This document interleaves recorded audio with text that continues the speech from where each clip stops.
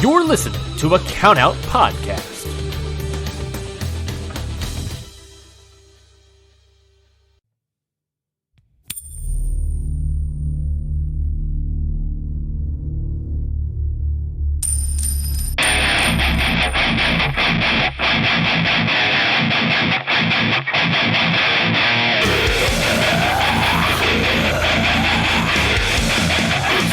Ichiban Sweet Cast!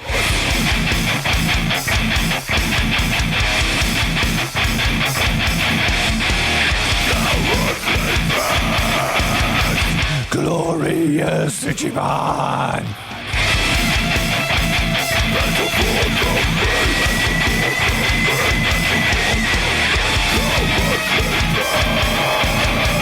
Glorious Ichiban Sweet Cast! Yo, Curtis Spears, what it is, what it do. Oh my God, I love it every time. Well, I love it when you interrupt the song and go. that's my hardcore vocal. It's like, fucking, when the next song kicks in, punching best friend in the fucking face. That's like one of my best running fucking jokes whenever we used to play with hardcore bands back in the day. Oh, you girls don't just hold your boyfriend's hoodie. Fucking get in the pit and fucking kick some cunt. Like that kind of vibe. Anyone wearing a white belt and his sister's pants needs to get in the pit right now. I mean, that would work too, but both of those were actual real calls that I'd heard in real life at various shows. So yeah, that was a running gig. So how you been? We're gonna fucking be chained to the wheel today. But before we do, let's just let people know that we're alive. My fucking articulation, bruh, 55% improval. Approval. Improvement. Articulation? In like my your wrist. speech? My wrist, bruh. Oh, Articulate. shit. Not, I don't know, turning. It's the Wrist same. turnability is now at 55% upwards, where I before love it was at none percent upwards. So that's good. This is the Rafe News Network, RNN. News Network. If you want to hear all about Rafe's appendages, this is your day. Well, I mean, Your I time feel is like some of the listeners would maybe, those who listen along might care about my well-being, unlike you apparently, since you're teasing me about my injury, and they just want to know where I'm at. They want to know how well I'm doing. But I guess I'll go fuck myself. No. This reminds me, like, literally of when Randy Orton first came out in the WWE. Oh. And he, like, Did he have like injured himself? And he injured had his some shoulder? shit like, I'm 10% away from fucking whatever. Yeah, exactly. That was awesome. exactly, man. The Randy News Network. It was like I think getting it was ready. The only time. He's now at 90% ready to fucking go. The only time I've ever thought that Randy Orton was entertaining. Yeah. I When mean, I when did he like when we wasn't kicked even everybody fucking in the working. head. That was pretty good. I was punting everybody in the head. Oh, I wasn't watching then. Oh, well, then there you go. I guess you're not going to see it. But yeah, anyway, today, though, is not updating people on my injury because apparently nobody cares, including my co-host. What we're actually going to do is we're doing the first, well, I guess the first official, it's the second episode of The Wheel, but it's the first kind of match that we're going to talk about. The first one that we dialed up. 1A of The Wheel? Episode 1A, exactly. Let's just call it, let's just call it The Wheel number 1. How about that? Wheel time. Wheel match 1. There we go. So when we first spun the wheel, for anybody who doesn't know, the wheel is a list of matches that we want to watch, rewatch, have been suggested to us. And first and foremost, before we get into what our match was and what we're talking about, we've got to thank everybody because we've had heaps of suggestions. Like, people have really So gotten many. behind this. This is we ask for questions and shit all the time. Nobody really gives a fuck normally. But we've had, like, a lot of people suggest matches, which has been really fun. Yeah, like so it seems like our last episode, I didn't want to do an episode bitching about the app. I thought we would just look like complete and total douchebags. Like we would just it look needed like, to hear it. I'm sorry about that, but it needed to fucking be said. It and evidently I was wrong. I was in the wrong about it because it's become some sort of like call to action. Everybody is like, yeah, you're right. Fuck this fucking thing. Yeah.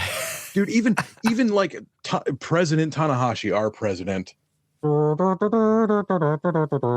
He comes out and he says like, yeah, sorry guys, the shit's going to be updated by the end of the year. All of the back catalog's going to be out by the end of the year. When did he say this? On the 4th. So when did we release the episode? Are you saying that Tanahashi is a listener to our podcast? Not surprising. I'm not saying, I'm just saying. Because he actually loves me personally as a close personal friend of mine, right. My girlfriend. So yeah, we released President girlfriend. Exactly. Presidential girlfriend. Let's just do the maths real quick. You said he said that on the 4th, so yesterday. Yeah, he came out yesterday. Oh, wow. We released that like 6 days ago. Direct response. He's like, are you telling me that guy that I hugged that time is unimpressed with the app? Fucking get to it. I'll fix it. Oh, my God. We've inspired change. It really, it seems like, we have a platform now. I didn't realize we have the ability to enact change in the world. Mm. You know what it was? It was the idea of the Brother Ooh guy side by side with their image. Brother. They would have just seen. They're like, we don't understand a word of what's being said in this podcast, but we could see Brother Ooh and the app. Brother Ooh, and they're like, that's not good. Ooh. We don't want to be that. Brother. What is that? Oh my God, I didn't know this news. Yeah. He had I think 10 different things that he talked about. And one of the top 10 things he talked about was the app. That's amazing. Was there a personal apology directly worded to me in there, or? I mean, he didn't mention your name, but it was insinuated. I'm thinking that it was probably going to send you a poem that he personally handwritten has handwritten. It does take a while to get mail here to Japan. I've ordered from the Tokon shop before. Takes a while. He's going to send it to you on pink paper, that he wrote it with a feather quill. Mm-hmm. Exactly. And he's send it in a crane's beak. He's got to send a crane across the sea. And by that, I mean the bird. It's got to fly here. They've got it there. He's going to spray the message with whatever scent that he wears. Oh, yeah. So that it smells like scent. him when you receive it. Oh, that's absolutely beautiful. Also, he might have emailed me. I haven't checked my email in a while. But either way, that feels really good to know. So he still cares about me. That's good to know. We're still dating. We did it. We have done it. So yeah, that's great. And that I don't like to be negative about stuff, but I felt it needed to be said. Now today, while I've been doing stuff and working around the house, I just had the New Japan World up and I was catching up on some New Japan Cup matches and that was working fine. I press play on the thing. It plays the next match. Everything continues along. That's fine, at least to just watch the shows that have been out. You know what I mean?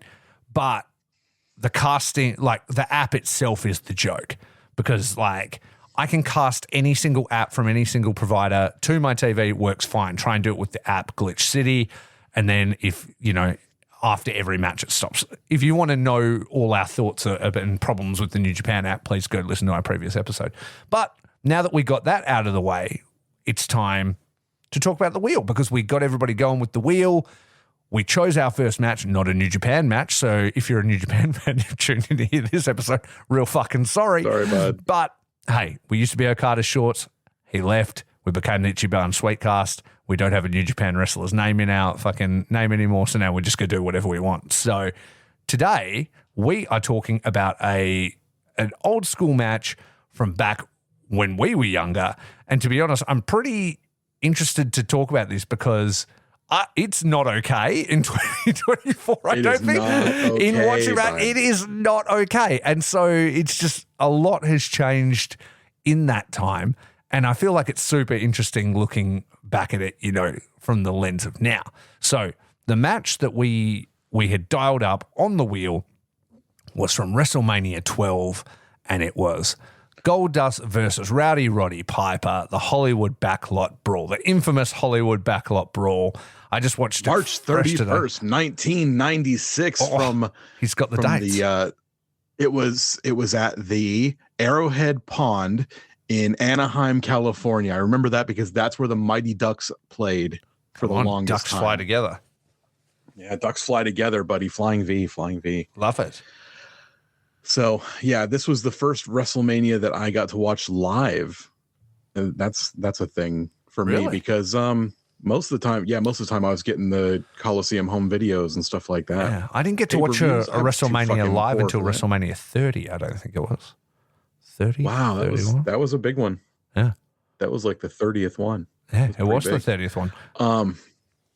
Yeah, I remember being really into the build up for this because I was a huge Roddy Piper fan when I was a kid, and at this point, I did not know that Goldust was Dustin Rhodes. I had no clue. I had no fucking clue. I mean, I didn't know who Dustin Rhodes was, so it meant nothing to me anyway at the time. I was 12. Dude, I loved Dustin Rhodes when I was a kid. Because you were a WCW guy. Mm-hmm. I was a WCW kid. The Natural. So the Natural, and they call him the Natural. And I fucking loved Dustin Rhodes. And then Goldust shows up. I'm like, who is this asshole? Yeah. And then he starts French kissing people, and I'm like, oh, I'm 12 years old. My mom better not see me watching this. There's going to be questions. And see, that's part of the thing. As much as how much the world has changed between now and then, because back then, obviously, it was still really taboo to be that flamboyant, gay characters, and the way that Goldust is positioned in the lead up to this is essentially that he's sexually harassing Roddy Piper. You know what I mean? That's the kind of thing. I have some trivia. Would you like to know? I would love the little trivia. Piece of trivia. Mm-hmm. This was not supposed to be Roddy Piper. Really? Who was it supposed to be? Yes. Razor Ramon. Oh, okay. But Razor Ramon's contract expired, and he told them, "Hey, I'm going to WCW." And they said, well, go fuck yourself. You're not on WrestleMania then. And so, yeah, they immediately took him off the build-up. Wow. And, so that was supposed to be like a Miami street fight or whatever. And it became the Hollywood Backlot Brawl instead. Wow. That's interesting. I did not know that.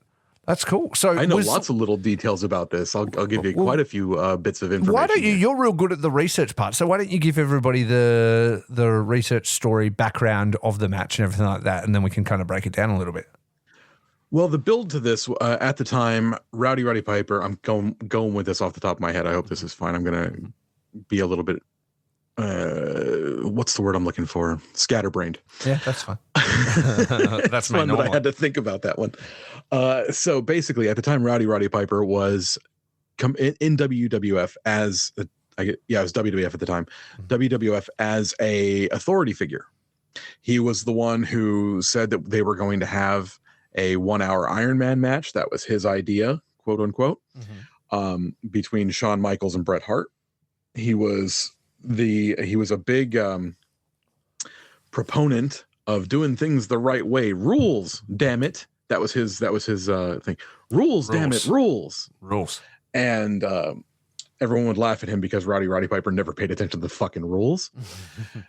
Then, because he was an authority figure, he attracted the eye of the strange and unusual, big scary quotation fingers, Goldust. And I think strange and unusual is longhand for gay. that is exactly what it is. Gay and potentially cross-dressing. Can I really fast? It feels really bad that it's June right now.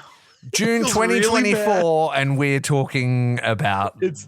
It's fucking LGBTQIA2S plus Pride Month. Well, I actually think it's appropriate that we talk about it now, because I think it does really show how far things have come. That in 2024, there's now openly gay wrestlers that they're not looked down on or thought less of or stereotyped for being into being gay characters. I mean, there's an openly gay and black character in AEW, Anthony Bowens from the Acclaimed, and his whole thing isn't he's the gay wrestler, you know what I mean? He's part of a stable with Mr. Ass, ironically.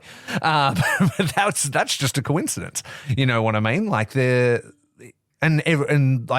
When he Like they had a segment where like a chick hit on him and like the entire crowd was like chanting he's gay, but in like a positive way. Like, you dumb bitch. Yeah, like, what are you trying? You're dumb. He's gay. Yeah, exactly. Yeah. And it was like a good moment, you know, where it was that could have never flown back when this existed. No, you're very right. That would absolutely not be the case in 1996. Mm-hmm. And I think that, you know, for anyone from 1996, whoever used gay or an F slur in a derogatory fashion, like hopefully you can look at things these days and change and say like, no, like that wasn't cool. And, you know, you can still have fun with a silly wrestling match, but you know, these issues are bigger than two cishet white guys on fucking a wrestling podcast should really be getting into. Mm-hmm. But you know, when we think about how far we've come, it really is fucking beautiful that in the year of our Lord 2024, in Pride Month, we can look at this as a piece of art, a performance, and at the same time realize that we aren't entertained by this for the same reasons we were when we were 12. Absolutely. You know? Like at the time, like you just took it for what it was and you probably kind of thought it was real and, you know, and didn't really know those kind of things. Now you look at it through a completely different lens, you know, in the time that it's come. And like, you know, the way everybody just used to use those words like as slurs in common everyday, whatever, you know, in high school and stuff, calling each other, these words. It just was part of your dialogue kind of thing. Now I can't even imagine saying it. You know what I mean? Like, no. And I think it's like the world still has so far to go, but you look at something like this, just in a dichotomy, just in like something as small as this. In wrestling, there's been way worse stuff than this as well. You know what I mean? Absolutely. It's pretty cool. And like, though this is still, you know, gaga and entertaining to look back and you're like, oh, there's some cringy bits and stuff like that. And, you know, and it's entertaining, but you're still like, fuck, that's a little bit of a reality check into really how much ground we've made, which I think is pretty cool. It really is. And that's I think probably as far as, we have to really go is that, you know, we can say this is not appropriate for what it says, like as far as you know, gay wrestlers and things like that, because there are, you know, every color of the entire spectrum of rainbow of wrestlers out there, and every last one of them is loved and appreciated, as well as the fans. Every last one of them is loved and appreciated, no matter who they choose to love or who loves them. As far as this being a fucking goofball, fucking stupid ass match, it's so much fun, dude. Yeah. So the actual brawl part, because this is a 3-part act. It's a 3-act play. Yes. Right. There's the actual brawl in the Hollywood backlot. Yes. Then there is the chase. There's a car chase where Goldust drives a car far, far away and is chased by quote unquote Roddy Piper in a white Ford Bronco. Yes. Down the Santa Monica freeway. And and it's funny because even Vince is saying on commentary, he goes, that footage looks kind of familiar to me and stuff like that. Like they're laying it on pretty thick. Another like funny thing about this is not only is it Pride Month, but OJ Simpson passed away recently. And like they just straight took the OJ Simpson like footage and just played it on WrestleMania. Yeah. What the fuck? Who's got balls like that? Vince fucking McMahon. Because it was like, Jesus Christ. I mean, I'd have to look at the calendar, but like, how far after that whole chase really happening in real life did they do this match? Less than a year. It was less than a year for sure. So it was still like very, very much like in the public eye, like the a trial recent was thing. on. I think the trial was on at the time. Oh, so it was well, very much in the public zeitgeist. That would absolutely make sense. Yeah, so we've got all these things that are happening, like the O.J. Simpson car chase was summer 94, and the trial was still going on at the time, I think. I'm pretty sure. Because the trial lasted well over a year. Yeah, which is crazy. It was fucking wild, buddy. It was fucking wild. So you've got this, that's the second act, is them just playing O.J. Simpson footage. And then the third act is them actually showing up at the arena. And then actually having a match in the ring. having part of a match in the ring. And did I see this wrong? After the match ends, does Roddy Piper like celebrate with a little kid? Oh, I think, maybe I sort of, as it all ended, I was about done watching it. You know what I mean? Like I had other things to do. So I don't remember particular celebrations or anything like that. Sure, he might celebrate with like a little boy. And I was just like, get that little boy out of the fucking ring. That little boy shouldn't be watching this. He's got no business in there. Because, if you take that into perspective, Roddy Piper has just stripped a man of his suit where he's wearing lingerie underneath it. He's stripped him up and he's beat him in lingerie, and then he's been pulled out and ran out of the ring. They're like, so get that dastardly gay out of the ring. It's the vibe that they're giving you. And like the whole time, Roddy Piper's saying things like, is this close enough for you? This is what you wanted? You wanted to touch me? Like, things like that. Oh, it was so funny. I like one of the stories I heard about this was that Dustin and Marlena, his beautiful valet, they actually had to go the night or a day before or something like that and buy the lingerie, and they had to make sure that they could find that it didn't fit him. I imagine this giant cowboy, fucking 6'4". He's a huge dude. I was behind him in line when we were at Starcast. Like he kind of like walked past us, then we were kind of walking behind him, kind of thing. And I was like, that's a fucking tall man. He's not a small dude at all. Not a small dude. He's natural, you know, and naturally tall. And he had to wander into Fredericks of Hollywood and be like, "You got a G-string gonna fit me?" You got, and then they'll be like, "What?" And it's still a little bit kayfabe, but he's got to be like, "Because I'm the strange and unusual Goldust." Like, yeah, exactly. What color would you like, sir? Well, do you reckon it's gold? Do you reckon he went in full gimmick, like with the robe and everything?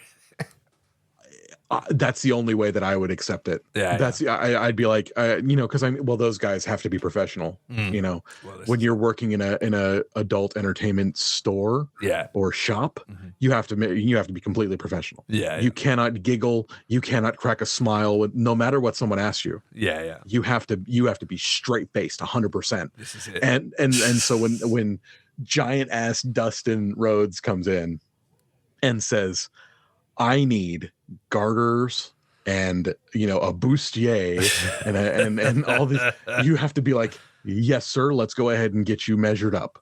What color would you like? The whole deal. Got to play it too. What kind of stockings? You looking for fishnets? What do you got? Wow. You have to be 100% cool. That's a whole thing. So I don't though, so I would only be like, nope, go get your robe. That's the only way this is happening. It needs to be go get your wig, buddy. Go get your wig. We're going for it. Let's go. That's it. So a few things that I've heard. I watched a shoot with Dustin about this match. So the very beginning of the match, Roddy's there. Roddy's waiting. Yeah, he's waiting in the alley. This son of a bitch. He's fucking in the alley. He's gonna kick this guy's ass. There's a catering table. There's a big gold dumpster. Why is all of a sudden he's like, this is suspicious, this gold dumpster. All of a sudden, big gold Cadillac shows up at the end of the street. Gold from bow to stern. That whole thing golded out. So it was this rad. baller. Yeah. They had to shoot this in one take. There were no second takes. Yeah. Knowing that, Roddy was supposed to jump out of the way of the car. He ends up on the hood. He almost Roddy Piper got going done. 40 miles an hour in this fucking Cadillac. I know, and then he hits the bin, and his feet are like there as well, like it's slammed into the bin, and yeah, exactly. It fucked Roddy up. Oh, really? And at one point, I believe Roddy broke his hand. Oh, Jesus Christ!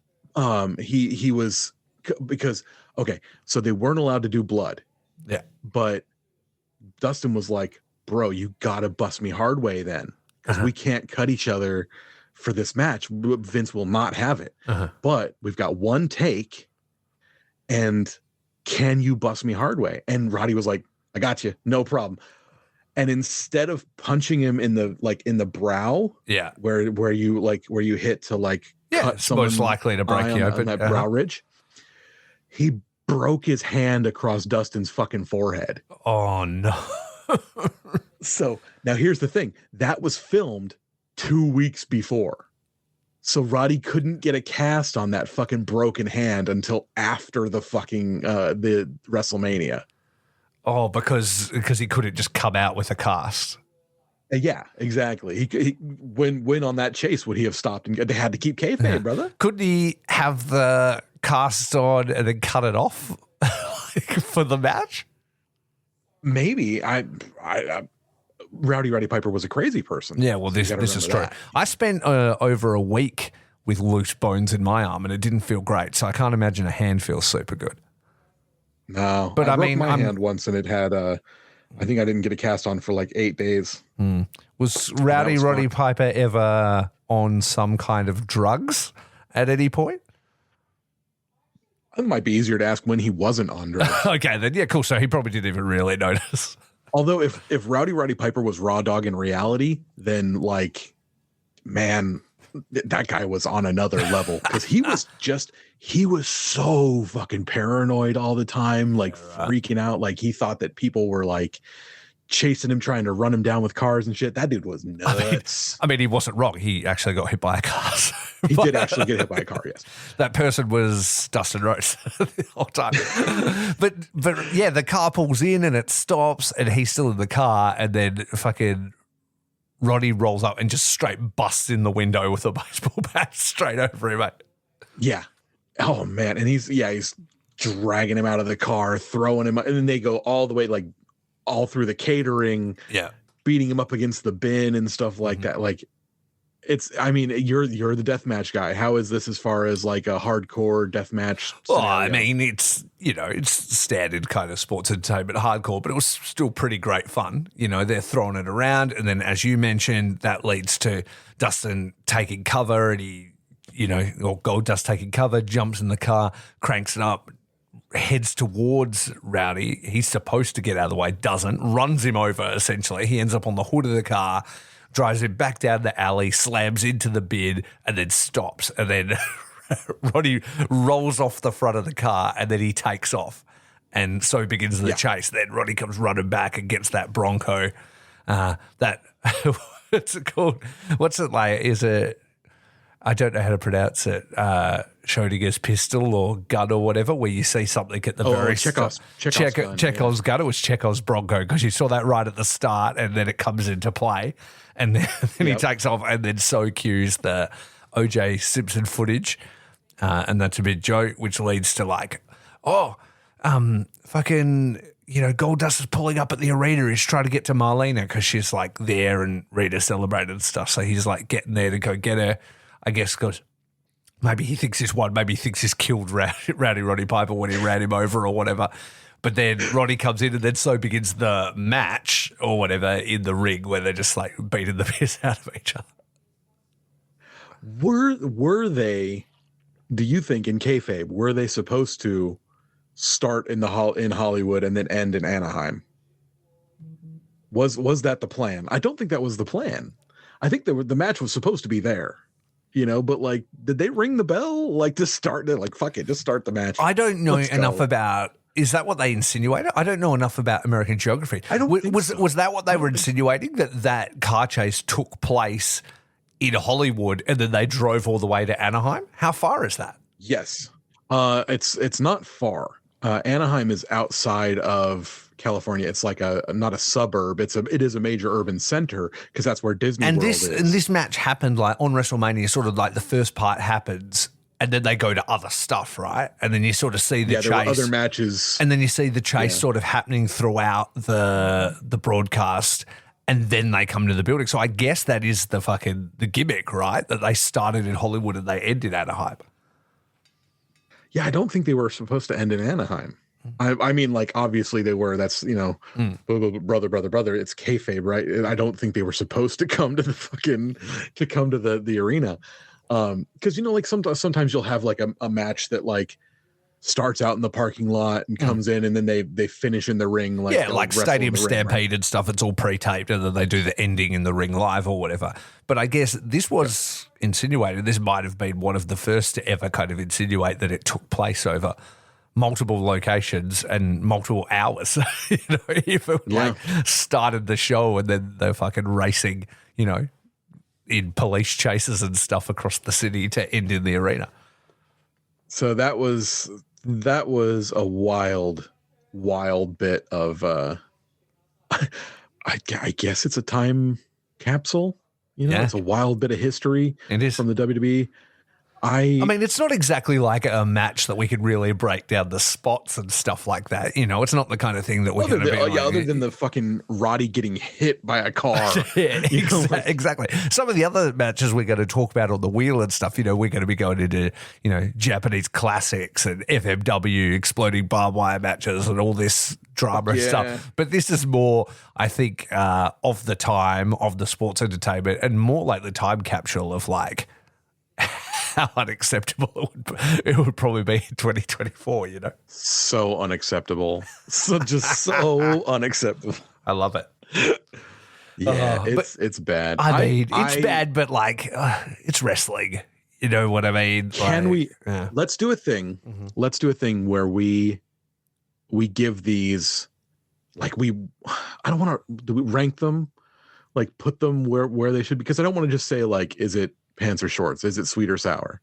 Like, we need to come up with a ranking system, like a wheel rating system. Yeah, like one of those, like, S tier, A tier, B, C, D, whatever. Oh yeah, the Japanese ranking systems.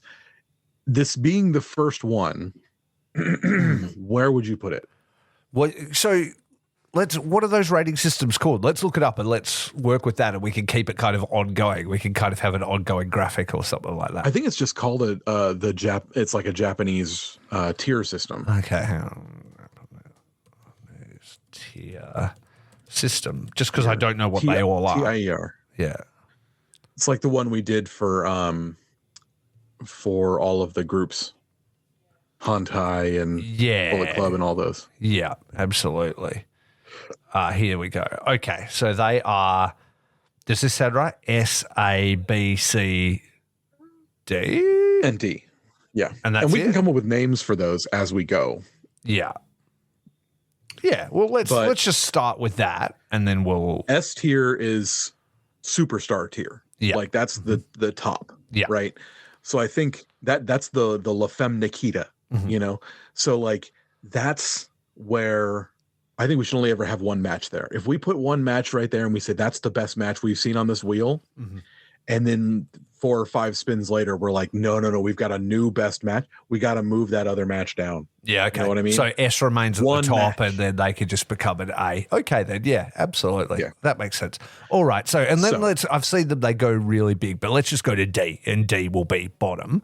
I would probably put this, I don't know, probably like... Do you think C, or do you think we go B because then it sort of sets the standard? I think probably C. I would have given it a D because it was definitely entertaining.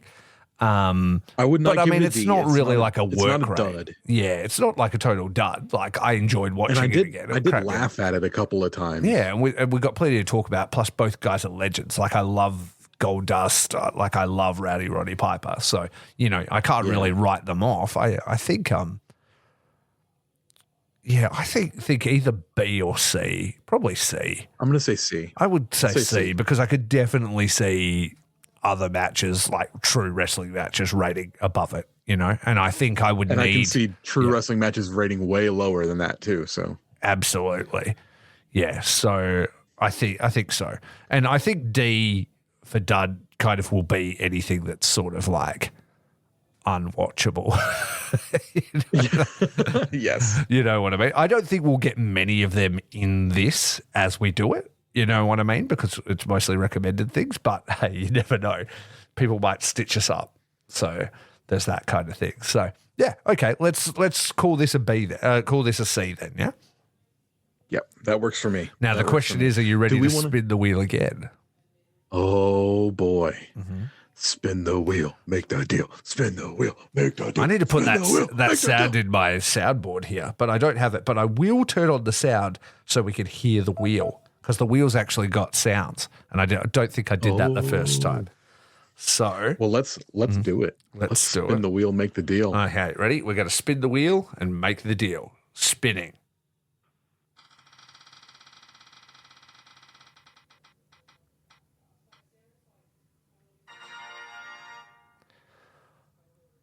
Okay, it's yet again not a Japanese wrestling match. So.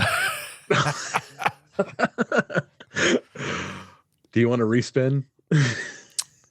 I kind of do. Not that I don't want to do this, but it's another one of my picks. Don't even tell me what it is. No, I won't. I'm just going to spin one more time because, we want to try and at least get to some Japan matches, yeah? Okay, one more time. Yeah. We get one respin.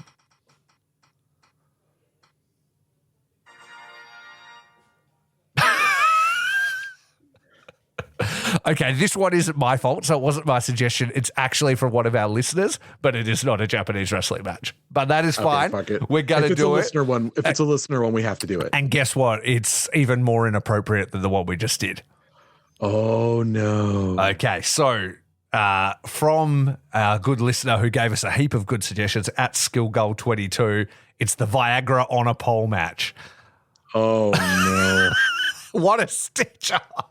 Okay, I guess there might be something below D tier. We're just going to see how this plays. We have been stitched up. Oh, no. You crook. You crook. You got us. Oh, no. I should have gone with the first spin. You have dogged the boys. You have dogged the boys. Oh, no. Okay, fuck. Anybody who doesn't, has only started listening to the podcast as of these episodes, like the wheel episodes or whatever, are going to be like, do these guys actually even talk about New Japan Pro Wrestling? Okay. Next episode, we're going to be doing a BOSJ wrap up with a Dominion. Yeah, we're doing Dominion. We're doing everything. This is just. I mean, there's only so much New Japan we can talk about, right? So we're having fun. Yeah, exactly. This is just a fun extra bonus thing that we do. So. Fucking hell. Viagra on a pole match. Next episode of The Wheel. Is that Val Venus? It's gotta be. Hang on, let's look it up. I've never seen it, but it can't be good. Viagra on a pole match. Oh, okay. R.I.P. to your fucking oh no, it's not. It's AI. Billy Kidman versus Shane Douglas. Oh shit! Actually, yeah. But it's Kidman and Shane Douglas. It's in a list called the worst of WCW. But I like both guys. Well, yeah. I guess I can wax poetic about the end of fucking WCW if we really wanted to. Well, yeah, okay. I'm still stoked about this. I really was thinking it would have to be a Val Venus thing. So I'm pretty stoked that it's not. And we can talk about... We have been dogged. We've never talked about Shane Douglas or Billy Kidman on this podcast. So... That's true. That gives us something different to talk about. We have been dogged, but we'll see how it goes. We, the boys. Have been dogged by @SkillGoal22. What an absolute dog. Well, thank you very much for I that. appreciate him we putting in appreciate it suggestions. And he actually put in quite a big list, which is really great. It was half a dozen suggestions, some of which were really cool. And this was obviously one of the stitch-ups of the bunch. So that's fair. Hey, it's all fair. That's what the wheel is. They get to, a little bit of Schadenfreude watching us fucking go through it. So... Oh, it's going to be better than watching a fucking Tongaloa match. So. Well, yeah, I would take Viagra on a pole over that any day of the week. So that's cool. All right, I've got to pull Viagra on a pole out of the list, and then on we go from there. And we need to get more New Japan matches into the wheel as well. It's clear. Yeah. Or at least like I need to be stronger about like putting stuff on there. I've been like, oh, I really want to watch some 90s All Japan. I got to think about which ones, and then I just forget. Yeah, I'm like, oh, I don't know. I'll put them on there later, and then like I'll think about it, and I'll be like, oh man, that Tenryu match. I need to watch that Tenryu match. I should tell Rafe about that, and just fucking forget. Yeah. Well, you know where I am. Just message me. Just hit me with a suggestion as you think of it. Well, I'm always like, oh, I've got to find the right one. Yeah, well, that's one. The hardest thing. You've got to give it that bit of extra juice of researching it. Yeah, you know? I think the saying is perfect is the enemy of good. Yeah, right. Yeah. Mm-hmm. So there it is. So yeah, our next episode we're going to be talking BOSJ. We're going to be talking Dominion. We're going to be talking like lots and lots of New Japan. But that's next week. This week, you get this shit. The Hollywood Backlot Brawl. That's it. All right. Well, tell the people where to find us, because we are all on the Count Out Network now. That's right. You can find us on the Count Out Podcasting Network. That's where our Patreon is, where you can help a bunch of cool wrestling podcasters do a whole bunch of cool wrestling podcast stuff. Patreon.com/countoutpod. You can hear our secret show, our Patreon only content, The Sweet Spot, which we are probably going to record here in a few minutes. Nah, we're not. We've missed that window. Oh, we missed our window. Yeah. Because the system fucked up again, like before we recorded. Fucked up again. Yeah. We need to talk about something, though, because you and I read the same book, and I would like to actually sit down and have a little discussion about it. I think that'd be cool. Absolutely. Patreon maybe content. we can get it going. Either way, we'll sign this off, and then we'll see where we're at for time. But we are going to talk about that. And what is that book? Because I finished it. Have you finished it? I finished it. Oh, then we should definitely talk about it. Final Girls support group, Final Girl support group by Grady Hendrix. A lot of fun. It's about all the final girls from all the horror movies. Like there's an analog for Nancy from Elm Street. There's an analog for Sally from Texas Chainsaw Massacre, and all these final girls are together going through their trauma as adult women at this point. They're in their 40s, and they're having all these meetings to try and like recover and live normal lives. And slowly someone starts picking them off one by one. So who will be the ultimate final girl? Exactly. It's a good little book. You know what I mean? I went through it in audiobook form. You went through it in paperback, right? Yep. Because you showed me you physically had the copy. And then I went, oh, that sounds cool. I'm going to go think it. And then I managed to catch up to you. And maybe, did I finish it before you, maybe? Because it was in audiobook? No, I finished it a couple of days before you did. Yeah, cool. So, yeah, I burnt through it during my work week kind of thing. And I quite liked it, you know? Like, it's one of those ones that's not too heavy. Is it the best written book in the world? Absolutely not. But it's a super fun premise, and, you know, it's good to go. And it'll be interesting to see both our different takes on it, considering that, like, you know, you read it in one way and you would have heard it with voices in your head, whereas I heard it with essentially a voice actress. You know what I mean? So that kind of sometimes affects your, you know, the way you hear it in your mind. So I really don't listen to a lot of audiobooks. I burn through. This is all Patreon only content. We can't give this away for free. Oh, yeah. You know what? You guys are going to have to hear how we digest our book audio just by zip it over to Patreon. And guess what? If you sign up to the Patreon, you support it, you not only get us, but you also get all of the extra content on the Count Out Network from all the extra creators, like our good friend Ryan Neitze, who is the editor of the show, the main man at Count Out. He has released a series called Best of the Bosch, which is essentially the best of the Super Juniors matches. And he breaks them down and tells like the history around them. He's done 3, maybe 4, I think, episodes so far. And if you like your New Japan content, that's really good. And then I haven't done anything for Faces and Feels yet, but I will be down the road doing some extra stuff with Faces and Feels. And we've talked about doing more with Ichiban as well. We just need to find time. It's very hard. We live on opposite ends of the world. It's hard to get windows of time where we can hang out. So Yes. But also you can find us on all social medias. If you want to give us more, wrestling matches to watch, preferably good ones, but we will take them all. We'll take them all. No, I actually am super stoked they've given us this shit one. I think it's more entertaining.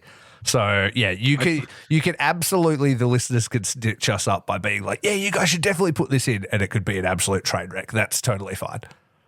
Yeah, it's going to be okay either way. And we'll tell you exactly how we feel about it. We will not sugarcoat it. If anything suggested gets added. Anything suggested gets added. So it's true. There you go. So yeah, if you want to do that, you can find us on Twitter and Instagram at Ichiban Sweet. If you want to talk to Raffe, you can talk to him at Faces Feels Cast on Instagram and Twitter. If you can if you want to talk to me on Instagram, you can find me at El Destructo 83. I have a burner Twitter, but I'm not going to tell you about it. Yeah, exactly. He does all his nerd rage posts on our Twitter instead of his own. Yeah, I can't reveal my burners account. I did set comic book threads on fire recently by saying that Spider-Man would dog walk fucking Batman's villains gallery, but Batman would get absolutely fucking shit canned by Spider-Man's rogues. Oh no. And every Batman fanboy in the fucking world was just like, did people go off at you? Oh, absolutely. Pick up a fucking comic book. You've never read a fucking comic in your life. I'm like, yeah, okay, bro. You're like, cool, I might have been trolling you. Yeah, exactly. Bruce Wayne isn't real. He's not going to cut you a check for this thread. I'm sure he really appreciates you giving a shit about him. But yeah, okay. So that's all neither here nor there. Thank you so much for finding us. If you appreciate what we do here, give us a like, give us a 5-star rating, talk to us on the various social medias, and if you have the money it takes to give us gifts of money, we would appreciate it on Patreon, because like we said, helps a lot of cool wrestling podcasters do a lot of cool wrestling podcast things. Absolutely. So please, that would be very nice of you. But yeah, until then, all those things that he said: rate, subscribe, listen or die, spirit of fight, style of strong, sweet cast. Ichiban.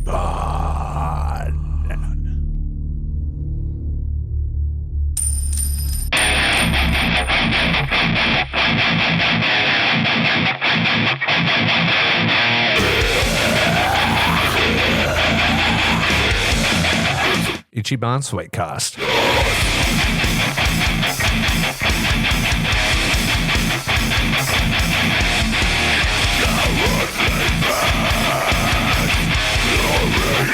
Ichiban Sweet Cast.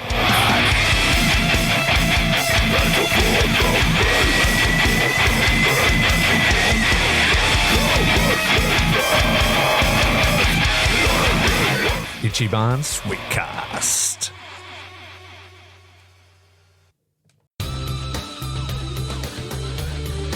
This has been a Count Out Podcast.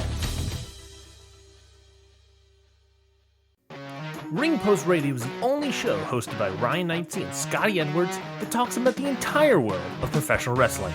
With new episodes coming out every Sunday, there is absolutely no reason to not listen to real, honest wrestling opinions from two crazy maniacs. Have a hot boy summer and listen along to Ring Post Radio every Sunday on the Count Out Network.